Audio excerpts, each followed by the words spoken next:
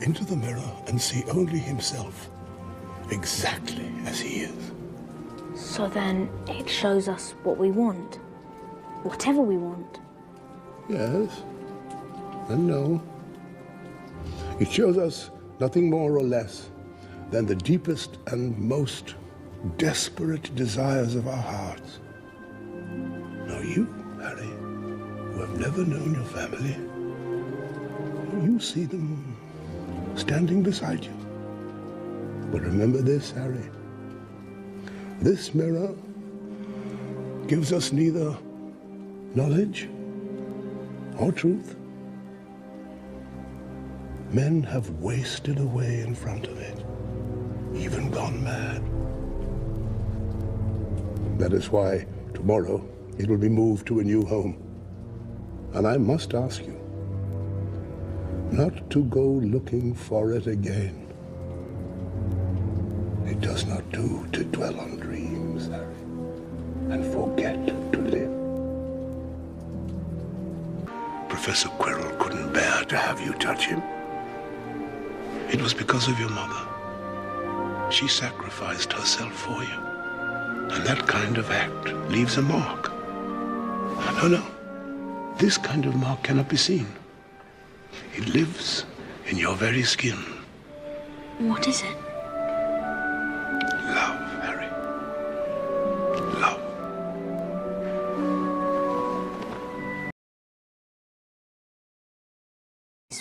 Between Tom Riddle and me. I see. Well, you can speak parcel tongue, Harry. Why? Because Lord Voldemort can speak parcel tongue. If I'm not mistaken, Harry, he transferred some of his powers to you the night he gave you that scar. Voldemort transferred some of his powers to me. Not intentionally, but yes. So the Sorting Hat was right. I should be in Slytherin. It's true, Harry. You possess many of the qualities that Voldemort himself prizes. Determination, resourcefulness, and if I may say so, a certain disregard for the rules. Why then did the Sorting Hat place you in Gryffindor? Because I asked it to. Exactly, Harry, exactly. Which makes you different from Voldemort. It is not our abilities that show what we truly are. It is our choices.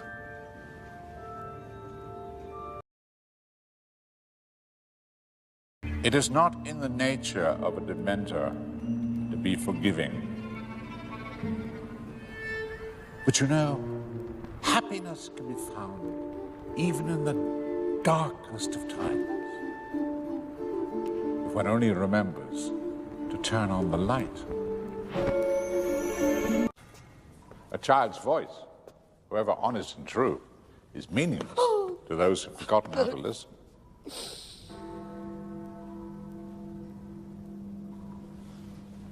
A mysterious thing, time. Powerful, and when meddled with, dangerous. Sirius Black is in the topmost cell of the Dark Tower. You know the laws, Miss Granger. You must not be seen, and you would do well, I feel, to return before this last chime. If not, the consequences are too ghastly to discuss. If you succeed tonight, more than one innocent life may be spared. 3 turns should do it, I think.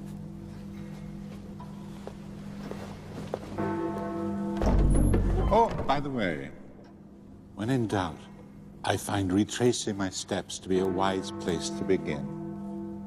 Good luck.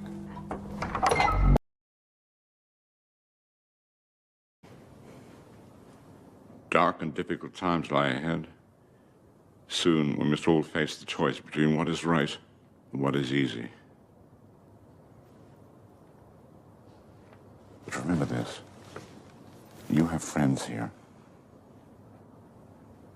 You're not alone. He was, as you all know, exceptionally hard-working, infinitely fair-minded, and most importantly, a fierce, fierce friend. Now, I think, therefore, you have the right to know exactly how he died. You see, Cedric Diggory was murdered by Lord Voldemort. The Ministry of Magic does not wish me to tell you this.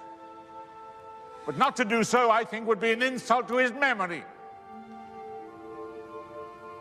Now, the pain we all feel at this dreadful loss reminds me and reminds us that while we may come from different places and speak in different tongues, our hearts beat as one.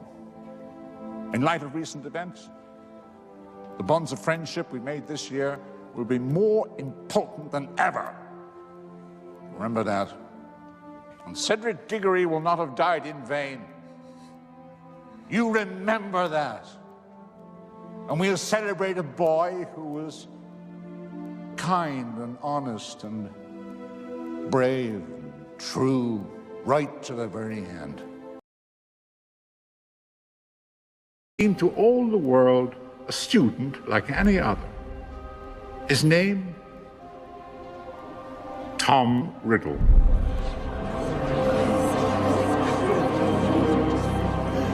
Today, of course, he's known all over the world by another name. Which is why, as I stand looking out upon you all tonight, I'm reminded of a sobering fact. Every day, every hour, this very minute, perhaps, dark forces attempt to penetrate this castle's walls.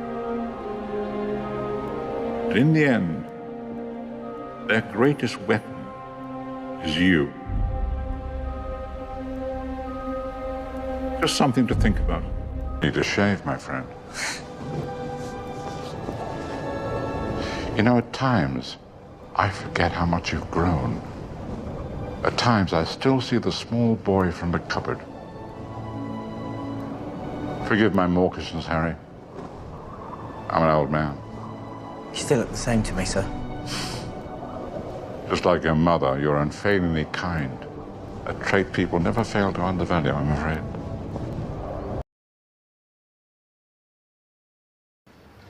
I've always prized myself on my ability to turn a phrase.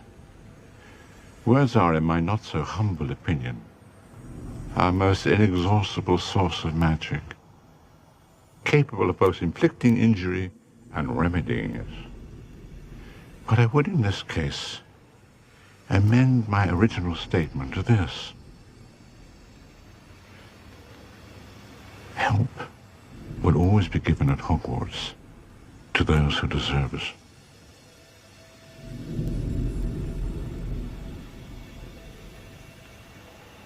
Do not pity the dead, Harry. Pity the living. And above all those who live without love.